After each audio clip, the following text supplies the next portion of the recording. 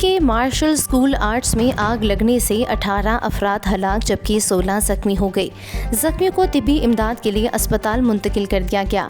आतिशज़दगी की वजह मालूम नहीं हो सकी। मीडिया रिपोर्ट्स के मुताबिक हादसे के बाद पुलिस ने स्कूल के मैनेजर को गिरफ्तार कर लिया। मोदी सरकार का मकबूजा कश्मीर में रचाया जाने वाला ड्रामा फ्लॉप हो गया। मोदी सरकार की जानिब से हुर्रियत क़यादत को छोड़कर जिन कश्मीरी रहनुमाओं को बुलाया गया, उन्होंने यकजुबां होकर आर्टिकल 370 का मुतालबा कर दिया। असद उमर ने पाकिस्तान में कोरोना की चौथी लहर से खबरदार कर दिया।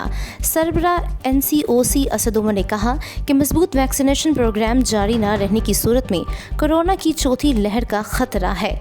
शहरी SOPs पर अमल करें और जितना मुमकिन हो सके वैक्सीनेशन करवाएं। डहर की ट्रेन हादसे में दोनों टांगों से महरूम होने वाली लड़की की हुकूमत से अपील।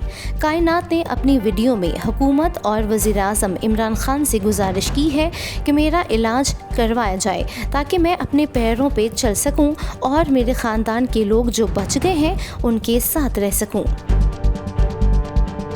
वफाकी हुकूमत ने मोबाइल फ़ोन पर 5 मिनट से ज़्यादा बात करने पर टैक्स आयद कर दिया। वज़ीर ख़जाना शौकत अज़ीज़ का कहना है कि मोबाइल फ़ोन पर 5 मिनट से ज़्यादा बात करने पर 75 पैसे टैक्स लेंगे, लेकिन SMS और इंटरनेट पर कोई टैक्स नहीं होगा।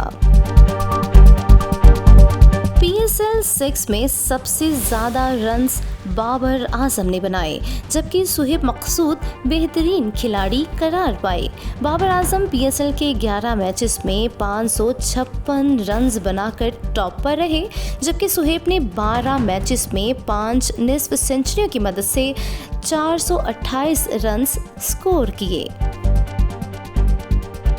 कई अहम ऑस्ट्रेलियाई खिलाड़ियों की T20 वर्ल्ड कप में शिरकत मशकूक हो गई।